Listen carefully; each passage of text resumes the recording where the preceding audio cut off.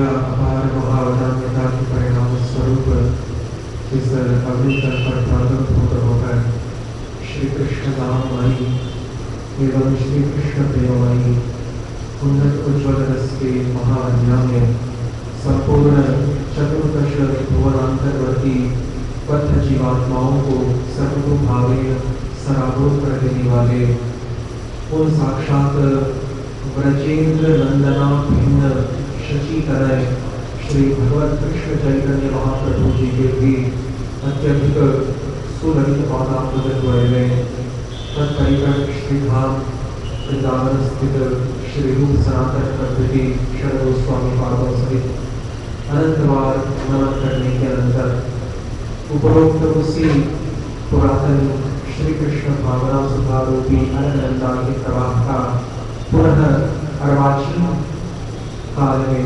विश्वव्यापी स्तरीय रूप से प्रसारण प्रचारण प्रवृत्ति करने वाले जगत गुरु श्री प्रभुपाद जी के भी अत्यधिक कमनीय पादांबुजों में कोटिशः वंदन समर्पित करते हुए साथ ही साथ श्री दीक्षा गुरु एवं समस्त श्री शिक्षा गुरु महात्माओं के पादारविंदों में भी लक्ष लक्ष बार नमन करते हुए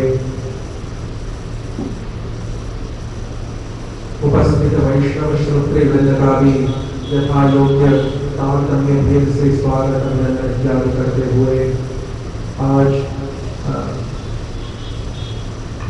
ज्येष्ठ मास कृष्ण पक्ष की प्रतिपदा तिथि की इस अति पावना सायंकालीन वेला में पुण्य वेला में हम क्रमशः श्रीमद् भागवत कथा रसास्वादन की ओर अग्रसर होते हैं, तद विषय आलोचना की ओर परिधावन तथा प्रस्थान करते हैं। यथा हमने गत सत्र की कथा में यह श्रवण किया कि किस प्रकार से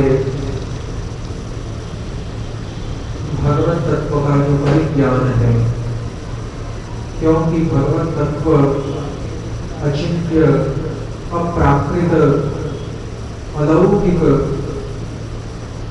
पदार्थ है, उस भगवत तत्व से संबंधित उस भगवत तत्व से संपर्कित अन्यान्य जितने भी तत्व हैं, वस्तु हैं, पदार्थ हैं, यथा उनका श्री नाम, श्री रूप, श्री गुण समूह, श्री लीला तत्व, श्री धाम तत्व, श्री परिकर तत्व, समस्त जो पदार्थ परब्रह्म भगवान से संबंधित है, संपर्कित है, संस्पृष्ट है, उन समस्त का अचिंत्यत्व, उन समस्त का अलौकिकत्व, उन समस्त का अप्राकृतत्व शास्त्रों में विविध विधान किया गया है। और विशेषतया श्रीमद् महाभारत के उद्योग पर्व में भगवान बादरायण का कथन है कि अचिंत्याः खलु ये भावः नतांस्तर्केण योजये प्रकृतिभ्यः परं यत्तु तद् अचिन्त्यस्य लक्षणम्। महामना श्री व्यासदेव कहते हैं कि जो अचिंत्य पदार्थ है वे कदापि शुष्क तर्क अथवा अनुमान के द्वारा कल्प्य, चिंतनीय व अनुमेय नहीं होते। जो शुष्क अनुमान है, ड्राई एम्पिरिक स्पेकुलेशन, शुष्क अनुमान के द्वारा, शुष्क तर्कों के द्वारा शास्त्र बल रहित जितने भी तर्क व अनुमान और कल्पनाएं हैं, उनके द्वारा कदापि श्री भगवत तत्व एवं उससे संपर्कित जितने भी तत्व व पदार्थ हैं, वो उनका अवबोधन, उनका परिज्ञान कदापि नहीं हो सकता। प्रकृति अचिंत्य लक्षण। अरे जब प्राकृतिक पदार्थ चिंता से पड़े, सामान्यतया ये कहा जाता है कि पर्वतो वह्निमान धूमान, कि अमुक पर्वत की शिखा पे अमुक गिरी की चोटी पे अनल अथवा वह्नि अथवा अग्नि प्रज्वलित होने के कारण, अग्नि प्रकाशमान होने के कारण, ना धूम है, धूम वहां पर उपस्थित होने के कारण अग्नि प्रकाशमान है, ऐसा मान लिया जाता है, साधारण है। अमुक गिरि पर्वत की चोटी पर, शिखर पर धूम अथवा धुआं अत्यधिक मात्रा में अनुभूत होने पर दूर से कोई व्यक्ति यह कल्पना करे यहाँ पर जो अनल है, वह्नि है, अग्नि है, यह देदीप्यमान होना चाहिए। तो ये जिस प्रकार से सदा सर्वदा ये नियम लागू नहीं पड़ते, क्योंकि कई बार तो जो पर्वत होते हैं वो बिना अग्नि के भी धूम अथवा धुएं को छोड़ते रहते हैं, ये उनका नैसर्गिक स्वभाव हो जाता है। कई पर्वत ऐसे पाए जाते हैं जो धुएं को उत्पन्न करते रहते हैं, परंतु वहां पर अग्नि का अवस्थान नहीं होता, न पहले अग्नि थी, न बाद में अग्नि है, न उस समय अग्नि है, केवल धुआं छोड़ने का उनका स्वभाव रहता है। तो जिस प्रकार से लौकिक पदार्थों के विषय में जो प्राकृत पदार्थ है, सत्वरज तम प्रकृति के गुणत्रय के द्वारा उत्पन्न निर्मित जो पदार्थ है, पंच महाभूत जल आकाश पृथ्वी आदि से निर्मित जो पदार्थ है, उनके संबंध में जब शुष्क तर्क अथवा अनुमान या विचार को प्राप्त होता है, यानी एक जैसा सर्वदा अनुमान नहीं रह सकता, अनुमान भी डगमगा जाता है उन पदार्थों का वास्तविक स्वरूप निरूपण करते समय।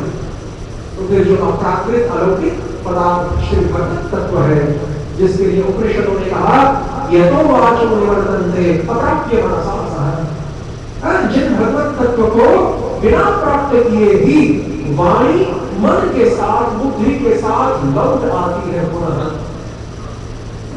बड़ी दीन भागते हुए, बड़ा बृहद डिंडिम घोष करते हुए, जो तथाकथित ज्ञानी है वो इस प्रयास पर, इस उद्यम पर, इस उद्योग पर निकले थे कि हम भगवत तत्व का जो ज्ञान है वह अपनी निज मन, बुद्धि तथा वाणी के द्वारा प्राप्त करेंगे, निज प्रयास के द्वारा प्राप्त करेंगे। इसी को एसेंडिंग प्रोसेस कहा जाता है, आरोह पथ। जिस आरोह पथ के विषय में हमारे समस्त गौड़ीय आचार्यों ने, विशेषतया प्रभुपाद श्री भक्ति सिद्धांत सरस्वती ठाकुर ने अनेक बार हमें चेतावनी दी। तो यही वह आरोह पथ, जिस आरोह पथ का अवलंबन करने के कारण अद्वैत वेदांतियों की इस धारणा का बन जाना कि चूंकि इस लौकिक जगत में जितने भी पदार्थ हैं, परिदृश्यमान अनुभव गोचर जितने भी पदार्थ हैं, चाहे वो जड़ हो, चेतन हो, स्थावर हो, जंगम हो, चर हो, अचर हो, जितने भी पदार्थ इस जड़ जगत में विद्यमान है तथा अनुभूति के विषय हैं, उन समस्त पदार्थों के द्वारा केवल दुख, क्लेश ही परिणाम में प्राप्त होता है।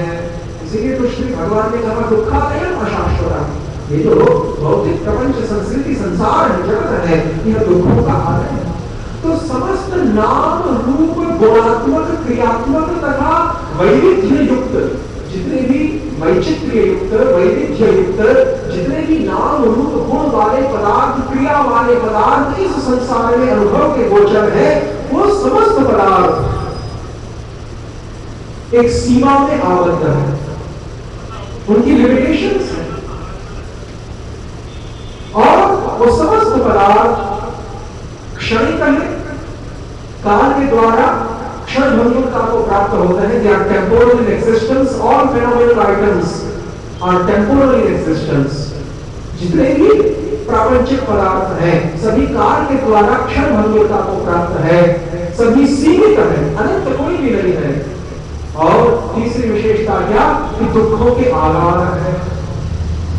तो अद्वैत वेदांतियों का दृश्यमान प्रपंच में नाम रूप गुणात्मक पदार्थों किस आधार पर इस कल्पना को करना कि चूंकि समस्त नाम रूप गुण क्रियात्मक पदार्थ सीमित है, दुखमय है तथा क्षण भंगुर है, अतएव कोई भी नाम रूप गुण विचित्रता यदि भगवत तत्व में मानी जाए तो भगवत तत्व भी सीमित हो जाएगा, भगवत तत्व भी दुखों का आधार बन जाएगा, भगवत तत्व पर तत्व भी एब्सोल्यूट ट्रुथ पर तत्व भी सीमित हो जाएगा, दुखों का आधार हो जाएगा तथा क्षणभंगुरता को प्राप्त होगा। यही आरोह पथ की शुरुआत है, प्रारंभ, ascending process. They are trying to conceive the transcendental absolute truth based on the phenomenal mundane objects perceived in this world. This is the starting, this is the commencement, this is the very onset of आरोह पथ और the ascending process. और इसी के लिए शास्त्रों ने सावधान किया कि नताम स्तर के जो अप्राकृत पदार्थ है उनके संबंध में प्राकृत तर्कों को, प्राकृत अनुमानों को कदापि नियोजित व प्रयोजित न करें। पर ये प्राकृत अनुमान है कि चूंकि समस्त लौकिक जो पदार्थ है वे क्षणभंगुर है, वे सीमित है, अतएव परतत्व में यदि नाम रूप गुण क्रिया को हम स्वीकारेंगे तो परतत्व भी सीमित तथा क्षणभंगुर हो जाएगा। ये तर्क जो है लौकिक दृश्यमान प्रपंच के ऊपर आधारित है और फिर उस तर्क को सुपर इंपोज किया जाता है, उसका अध्यारोप किया जाता है, उसका जबरदस्ती आरोप किया जाता है अप्राकृत भगवत तत्व के ऊपर। यही है अद्वैत वेदांत की, मायावाद की, शंकर मत की यही शुरुआत है। जबकि आप यदि अप्राकृत तत्व को जानना चाहते हैं तो आप अप्राकृत स्रोत के द्वारा, अप्राकृत प्रमाण के द्वारा उसका ज्ञान प्राप्त कीजिए। यहां पर प्रमेय भी अप्राकृत है तथा उसका प्रमाण भी अप्राकृत है। जो ज्ञेय पदार्थ है, जो वेद्य पदार्थ है, जो प्रतिपाद्य है, जिसकी जानकारी हमें प्राप्त करनी है, वह प्रमेय पदार्थ श्री भगवत तत्व तथा तत्संपर्कित समस्त तत्व। ये प्रमेय पदार्थ अप्राकृत होने के कारण उसका परिज्ञान भी अप्राकृत प्रमाण के द्वारा ही हो सकता है। इसी बात को श्री जीव गोस्वामी प्रभुपाद ने तत्व संदर्भ के प्रारंभ में स्थिर किया। अतएव जितने भी प्रत्यक्ष अनुमान, शब्दा, आर्ष, अर्थापत्ति, अभाव, संभव, ऐतिह्य, चिष्टा इत्यादि जितने भी अन्य नव प्रमाण हैं वो समस्त प्राकृत होने के कारण भगवत तत्व को स्पर्श नहीं कर सकते। भगवत तत्व का स्पर्श केवल अपौरुषेय वेद पुराण मूलक जो शास्त्र है, जो कि भगवान नारायण के श्वास से समुद्भूत है, उसी के द्वारा हो सकता है। तो यहां पर एक प्रश्न उत्थित हुआ, जागृत हुआ कि सनातन वैदिक धर्म, क्योंकि धर्म के जो मूल है वो साक्षात श्री भगवान है। धर्म मूलंतु भगवान साक्षात वेद भयो हरि ही, श्रीमद् भागवत 11वां। सनातन धर्म की जो मूल है वो साक्षात श्री भगवान हरि है तथा सनातन धर्म सनातन जीव का नित्य धर्म है, इसलिए उसको सनातन धर्म कहते हैं। और इस सनातन वैदिक धर्म के स्वरूप का निरूपण करने वाले जो शास्त्र हैं वो भी सनातन अर्थात नित्य है। तो यहां पर यह प्रश्न उठता है कि धर्म के प्रतिपादक शास्त्र तथा शास्त्र एवं धर्म दोनों को प्रकट करने वाले, ये दोनों नित्य पदार्थ हैं, परंतु इन दोनों को प्रकट करने वाले, आविर्भूत करने वाले भगवान श्री हरि पृष्ठपोषक की भूमिका। तो यहां पर यह प्रश्न जागृत होना स्वाभाविक है कि जब भगवान ही शास्त्रों को तथा धर्म को दोनों को प्रकट करते हैं, दोनों भगवान के ही अधीन शास्त्र और धर्म, तो फिर भगवान को अधिक महत्वपूर्ण माना जाए या धर्म को अधिक महत्वपूर्ण माना जाए या शास्त्रों को अधिक महत्वपूर्ण माना जाए या फिर उन शास्त्रों के अनुसार आचरण करने वाले जो महानुभव, जो आचार्य वृंद है अथवा जो महापुरुष है, जो महाभागवत है, उनको अधिक महत्वपूर्ण माना। इन चारों में से सर्वाधिक महत्व किसे दिया जाए? क्योंकि चारों की अपनी अपनी सत्ता है। शास्त्रों के अनुसार आचरण करने वाले जो आचार्य वृंद हैं उनकी एक अपनी महत्ता है, शास्त्रों की अपनी महत्ता है। शास्त्र के द्वारा प्रतिपाद्य वैदिक धर्म की अपनी महत्ता है और इन सभी के मूल भगवान श्री हरि की अपनी महत्ता है। तो इनमें सर्वाधिक प्राधान्य किसे दिया जाए? यदि ये कहें कि भगवान श्री हरि को ही सर्वाधिक प्राधान्य दिया जाए तो श्री जीव गोस्वामी महाराज उसको स्वीकार नहीं करते।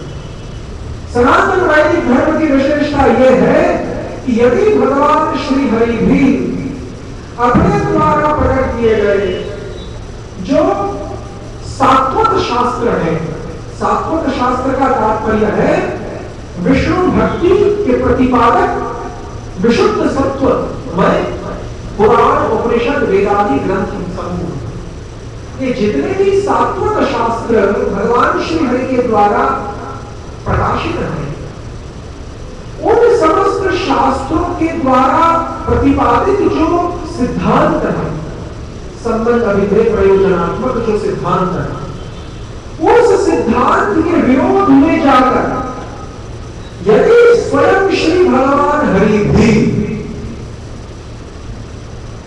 उपदेश प्रदान करते हैं तो उस उपदेश को सनातन धर्म के अनुयायी मरणत त्याग देते हैं, विष्ठावत उसका परित्याग करते हैं, वमनवत उसको नकार देते हैं। उदाहरण किस बात पर श्री जीव गोस्वामी पाद ने यह सिद्धांत स्थापित किया? इस बात पर, इसीलिए शास्त्र के आगे किसी की भी नहीं चलेगी। किस बात पर श्री जीव गोस्वामी पाद ने सिद्धांत स्थापित किया?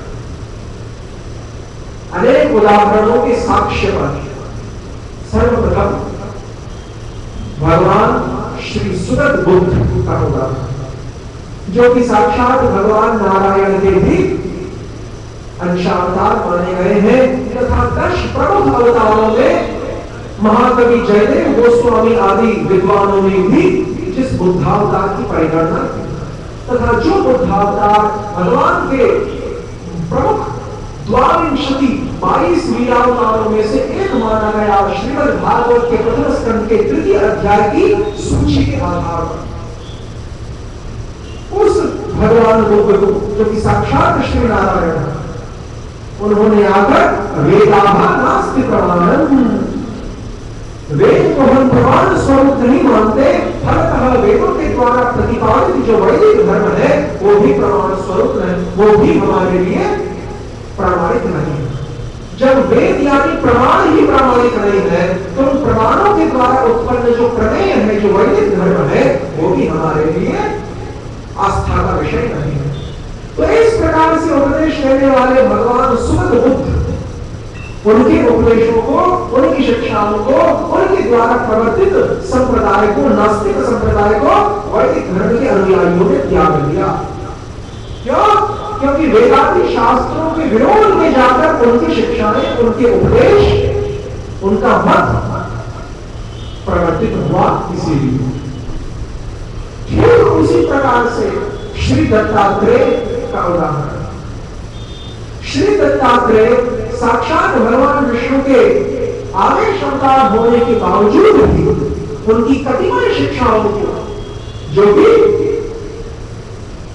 भक्ति धर्म, वैष्णव धर्म के प्रतिकूल है, उसको हमारे यहां पर प्रमाणित नहीं माना। तो इन कारणों से यह सिद्ध होता है। फिर भगवान के पर, ठीक है, बाद में लेता है। तो इन कारणों से यह सिद्ध होता है कि यदि स्वयं श्री भगवान भी अपने अंशादी अवतारों के रूप में प्रकट होकर वैदिक शास्त्रों के प्रतिकूल किसी बात को स्थापित करते हैं तो वो हमारे लिए अप्रामाणिक हो जाते हैं। इसलिए वेदांत शास्त्रों का जो प्रामाण्य है, जो शब्द प्रमाण है, उसके आगे किसी की नहीं टिक सकती, स्वयं भगवान की भी। दूसरी बात, यदि ये माना जाए कि जो महानुभाव है, जो आचार्य वृंद है, जो भगवान के परम भक्त विद्वान है अथवा अन्य महान तपस्वी ऋषि मुनि आदि है, उन्होंने जिस प्रकार से धर्म का स्वरूप निरूपित किया है अपने ग्रंथों में, तो क्या उन ग्रंथावलियों में जो उपदेश प्रदान किए गए हैं क्या उसको हम जो वेदादि मूल शास्त्र हैं उनसे हम अधिक माने? तो यहां पर इस मत का भी खंडन हो जाता है। वेदादि जो मूल शास्त्र है उसकी अपेक्षा, उसकी तुलना में ऋषि मुनि आचार्यों के द्वारा लिखित जो ग्रंथ है उसको अधिक प्रामाणिक महिमा मंडित मानने पर एक बहुत बड़ी आपत्ति उत्पन्न हो जाती है। और वो आपत्ति यह है कि जिस प्रकार से श्रीमद् भागवत के अंत में यह कहा गया कि निम्न गानाम यथा गंगा देवानाम अच्युतो यथा वैष्णवानाम यथा शंभुः पुराणानाम भागवतम तथा, जिस प्रकार से समस्त निम्नगामिनी सरिताओं में, नदियों में श्री गंगा भागीरथी जाह्नवी सर्वश्रेष्ठ है, जिस प्रकार से समस्त पुराणों में साम वेद की भांति श्रीमद् भागवत श्रेष्ठ है, जिस प्रकार से समस्त देवों में भगवान वासुदेव श्री हरि अच्युत सर्वश्रेष्ठ है, उसी प्रकार से समस्त भगवान विष्णु के उपासक भक्तों में, वैष्णवों में श्री शंभु महादेव शंकर सर्वोपरि स्थान पर विराजे हैं। वैष्णवानाम यथा शंभु। तो अब यहां पर प्रश्न ये होता है कि यदि हम केवल भगवान के परम भक्तों की वाणी को भी, क्योंकि जो आचार्य होते हैं वो भी परम भक्त होते हैं, अन्य जो ऋषि मुनि विद्वान होते हैं वो भी भगवान के भक्त होते हैं, तो भगवान के परम भक्तों की वाणी को ही यदि हम सर्वाधिक प्रामाणिक मानते हैं तो भगवान शंकर जो भी समस्त वैष्णवों की सर्वाग्रगण्य है उनकी बात को अप्रामाणिक मान लिया गया। कब? जब वही श्री शंकर महादेव शंभु आचार्य भगवत्पाद आदि शंकर के रूप में 1400 वर्ष पूर्व भारत की भूमि पर प्रकट हुए। शंकर साक्षात महादेव ही आचार्य शंकर के रूप में प्रकट हुए, तो उनकी बात को अप्रामाणिक मान लिया गया। यद्यपि वो साक्षात महादेव थे, भगवान के परम भक्तों में सर्वश्रेष्ठ स्थान पे विराजे हुए हैं भागवत के प्रमाण के आधार पर, वैष्णवानाम यथा शंभुः, लेकिन फिर भी उनकी बात को अप्रामाणिक मान लिया गया। क्यों? क्योंकि एक तो भगवान नारायण ने उनको आदेश ही वैसा दिया था कि प्रकाशं कुरु चात्मानं, गरुड़ पुराण तथा पद्म पुराण के संदर्भ उठा कर देखिए। प्रकाशं कुरु चात्मानं अप्रकाशं च मां कुरु मां च गोपय येन स्यात् सृष्टिरेषोत्तरोत्तरा। हे शंभु, नारायण आदेश देते हैं पद्म पुराण, आप पृथ्वी तल पर जाइए और अपने आप को प्रकाशित कीजिए। प्रकाशम कुरु च आत्मानं, अपने आप को आप प्रकाशित कीजिए, निज आत्मा को आप प्रकाशित कीजिए, अर्थात अवतरण कीजिए पृथ्वी तल पर। अप्रकाशम च मां कुरु, परंतु मेरे तत्व को, मेरे स्वरूप को अप्रकाशित ही रखना। अप्रकाशम च मां कुरु। अब यहां पर एक बहुत बड़ा संकेत मिल रहा है। भगवत तत्व का प्रकाश कब होता है? श्रीमद् भागवत के चतुर्थ स्कंद में रुद्र गीत में उत्तर दिया गया कि शुद्धं विशुद्धं वसुदेव शब्दितम् यत् पुमान् अपावृतम्। विशुद्ध सत्व में जो अवस्था है जिसको वसुदेव स्थिति कहा गया है, उस वसुदेव स्थिति में ही भगवान वासुदेव अर्थात श्री हरि प्रकट होते हैं। विशुद्ध सत्व अर्थात योग माया, योग माया के आश्रय में ही, क्योंकि भगवान ने कहा गीता में कि योग माया अहम समावृता, मैं अपनी योग माया के द्वारा ढका हुआ। दो प्रकार के आवरण लगे हुए हैं, योग माया का और महामाया का।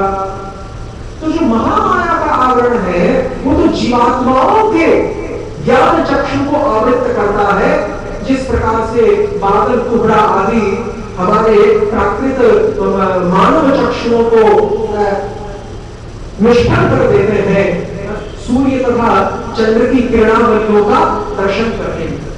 उसी प्रकार से जो महामाया का आवरण है वह तो जीवात्माओं के ज्ञान चक्षु को आवृत करता है, परंतु एक दूसरा आवरण है। यदि महामाया का आवरण हट भी गया तो भी इसका अर्थ ये नहीं निकलता कि बाय डिफॉल्ट अपने आप में नैसर्गिक स्वाभाविक रूप से आपको भगवत तत्व का साक्षात्कार अनुभूति हो ही जाए। इसीलिए कहा गया है कि बिना भगवान की इच्छा के, बिना भगवान की अनुकंपा, अनुग्रह तथा स्वतंत्र इच्छा के भगवत साक्षात्कार असंभव है। नायमात्मा प्रवचनेन लभ्यो न लेखया न बहुना श्रुतेन यमेवैष विनुते तेन लभ्यः तस्यैष आत्मा विवृणुते तनुं स्वाम कठोपनिषत्।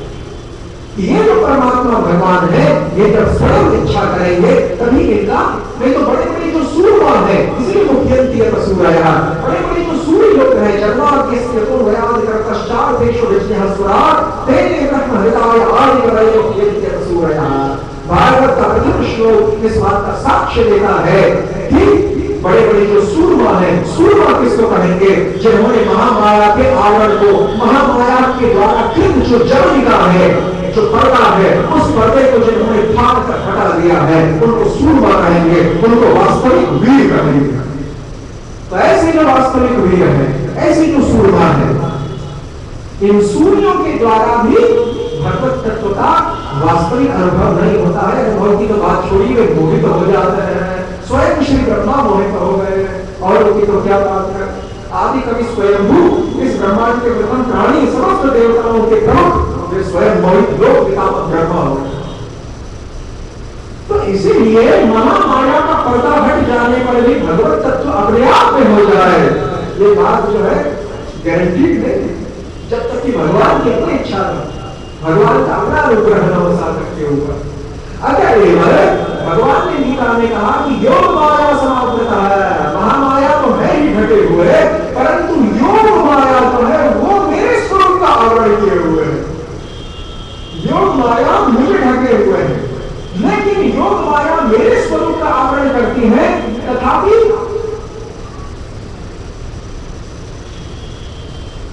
मेरी इच्छा के द्वारा ही वो मेरे स्वरूप का आवरण करती है।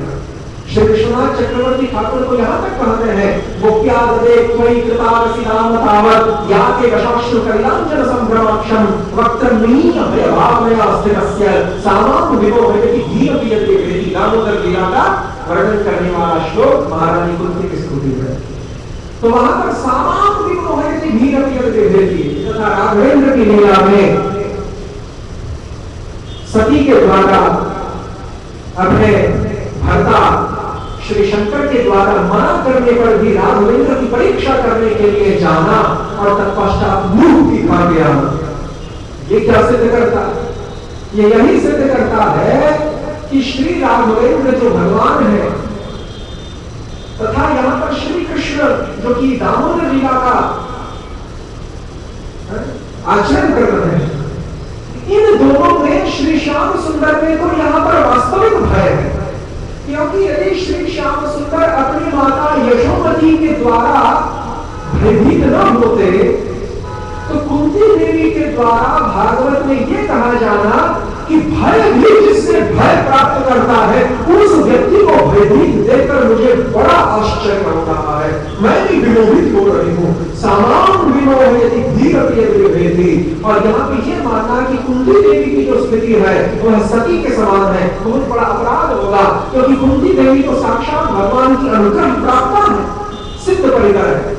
तो कुंती देवी के द्वारा यह कहा जाना कि जिस भगवान के द्वारा, अरे भगवान की बात छोड़िए, जिस भगवान के नाम के द्वारा भय को प्राप्त होता है। अभी श्लोक आया था 3 दिन को पहले भागवत के प्रथम सर्ग 5वें अध्याय। तो जिसके नाम के द्वारा भय, स्वयं भय को प्राप्त होता है, तो फिर वो नामी की क्या बात करें? नामी प्रभु स्वयं भय को भयभीत करने वाले भी जब स्वयं भयभीत हो जाते हैं, तो मैं आश्चर्य में विमोह में आ जाते हैं। यदि यहां पर कुंती देवी ऐसा मानती कि श्री भगवान श्याम सुंदर भयभीत नहीं हुआ है वास्तविक दृष्टि से, केवल भयभीत होने का नाटक और स्वांग रच रहे हैं माता यशोदा के सामने।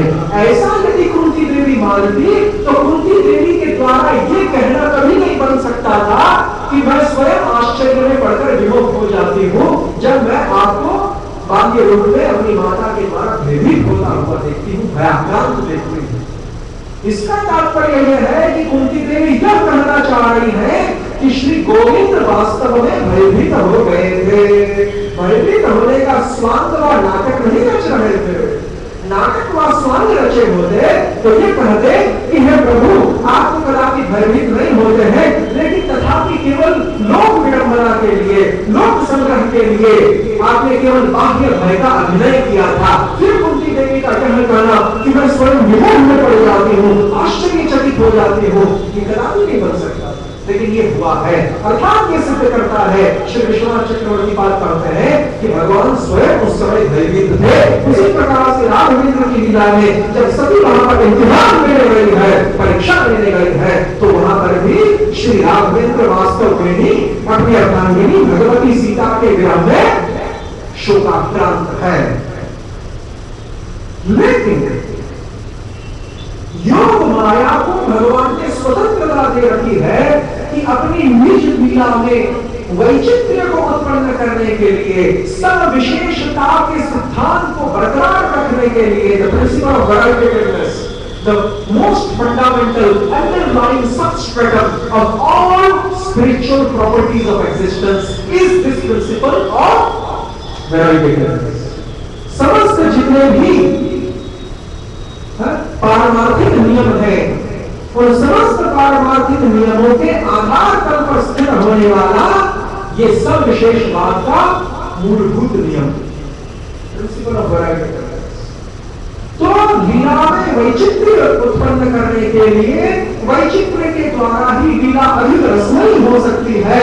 अतएव भगवान ने अपनी संबित प्रधान जो योग माया शक्ति है उसको अनादिकाल से यह स्वतंत्रता दे रखी है कि तुम जब चाहो तब मेरे ज्ञान को तथा मेरे जो नित्य सिद्ध परिकर हैं उनके ज्ञान को जब चाहो तब आवृत्त कर सकती हो, ढक सकती हो, और जब चाहो तब पुनः अपावृत कर सकती हो, पुनः उसको खोल सकती हो।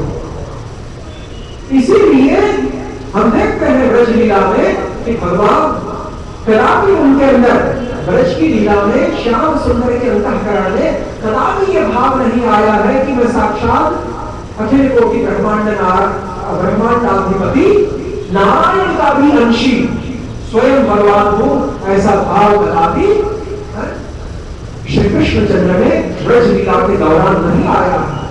तो किसने किस एजेंसी के द्वारा, किस शक्ति के द्वारा उनके इस ज्ञान का हरण कर दिया गया था? महामाया तो उनका भगवान का स्पर्श कर नहीं सकती, क्योंकि ये कहा गया है ना कि विरज्यमानया यस्य स्थातु इच्छा पथेयमया विमोहिता विकथन्ते मामहमिति विरुद्धयः, कि जो महामाया त्रिगुणात्मिका जो प्रकृति है वो तो सर्वाधिक निकृष्ट होने के कारण भगवान के अग्रवर्ती भाग में आने का साहस भी नहीं करती, पृष्ठवर्ती भाग में लज्जा के कारण रखती है।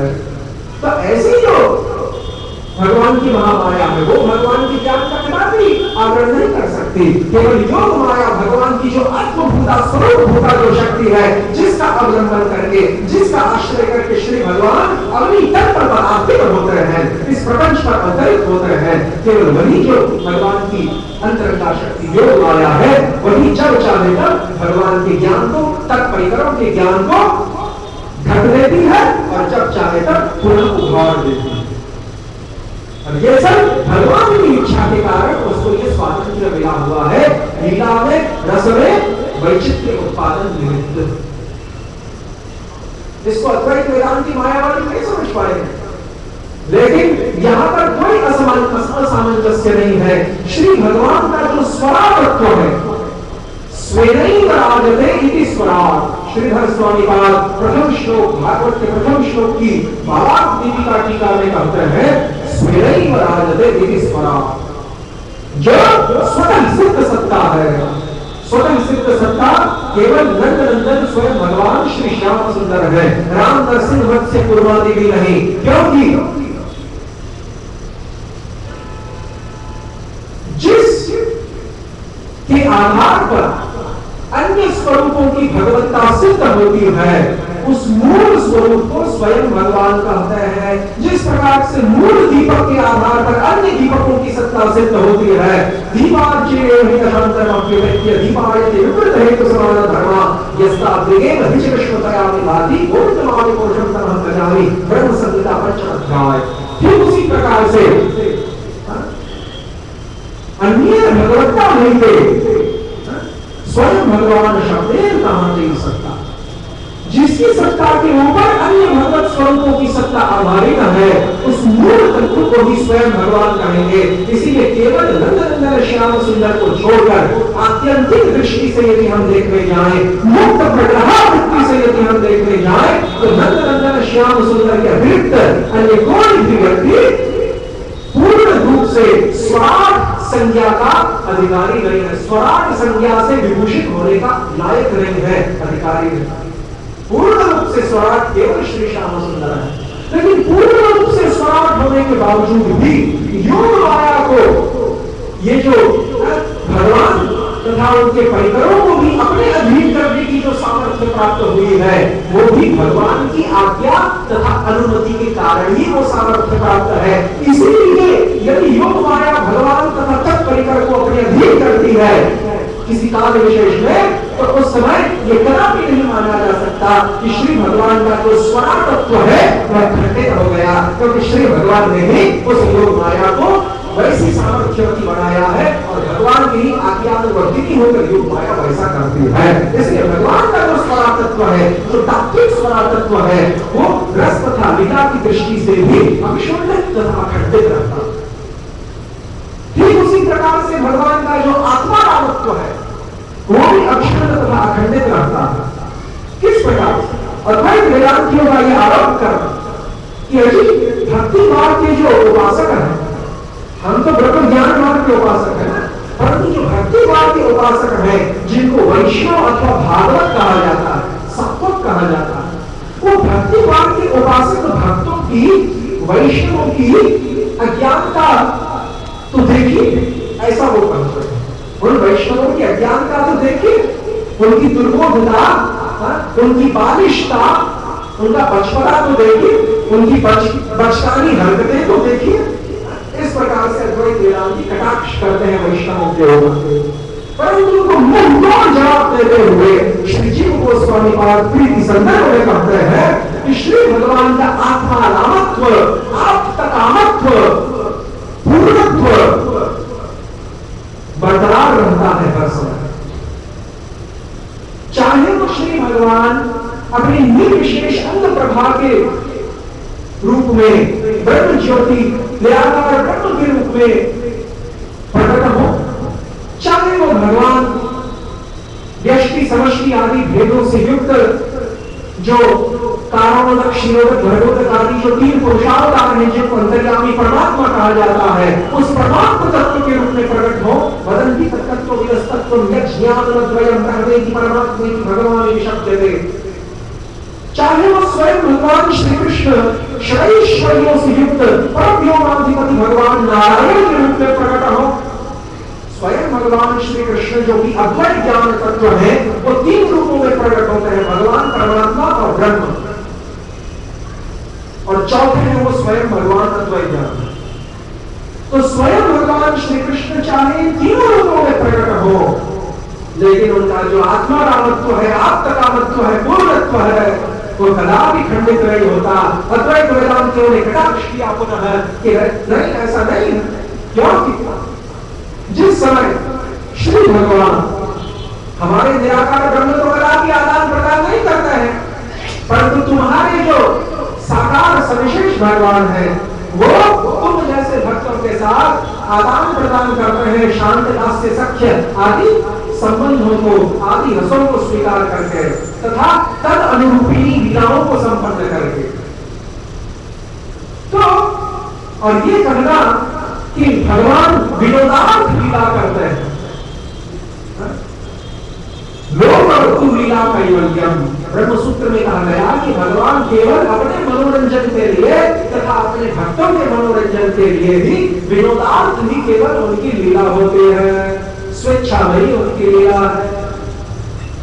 तो यदि कृष्ण रति के विषय, भगवत विषयिनी जो रति है, रति यानी भक्ति, भगवत विषयिनी जो रति है, उसके विषयानंदन विभाव, उसके विषय द ऑब्जेक्ट ऑफ डिवोशन, उसके विषय यदि भगवान है और उस भक्ति अथवा रति का आश्रय यदि भक्त स्वयं है, आश्रयानंदन विभाव, विषयानंदन विभाव, जैसे कल की चर्चा हुई, तो भक्ति के विषय यदि श्री भगवान है तो ये स्वतः अपने आप ये मान लेना पड़ता है कि जो श्री भगवान है वो भक्ति के द्वारा आनंद को प्राप्त होते हैं, क्योंकि भक्ति उनको विषय करके प्रवर्तित होती है ना।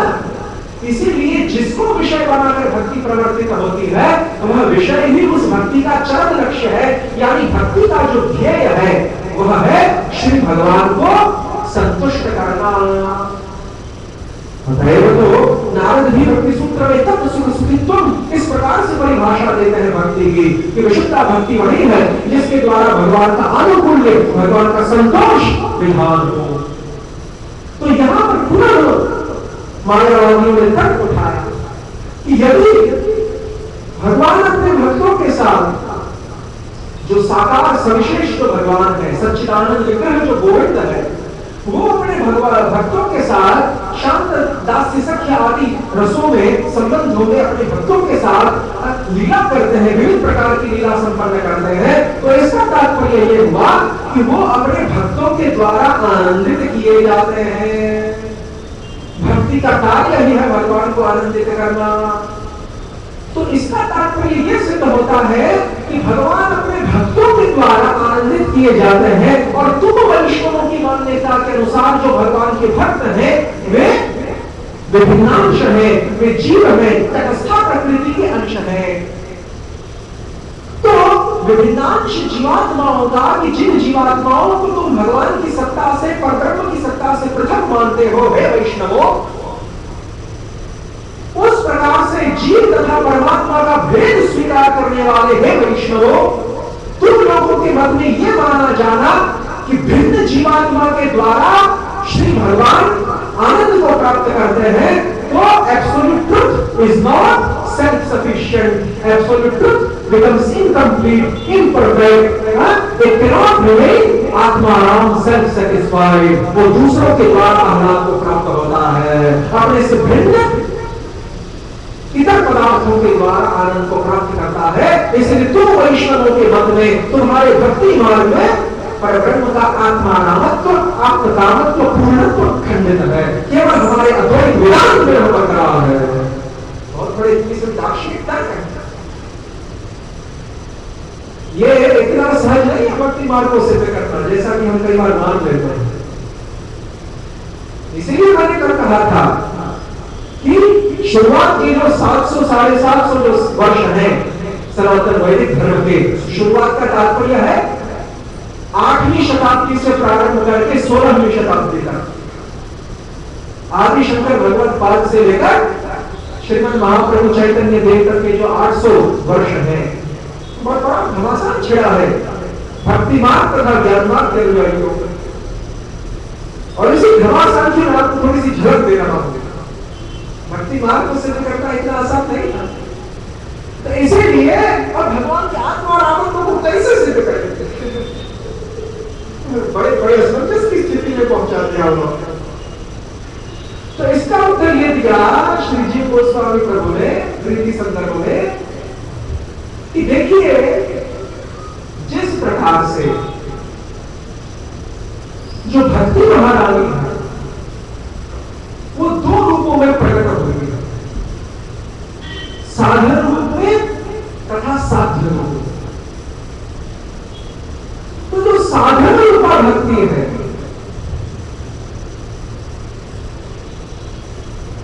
उसी के द्वारा साध्य रूपा भक्ति कालांतर में प्रकाशित होती है। कालांतर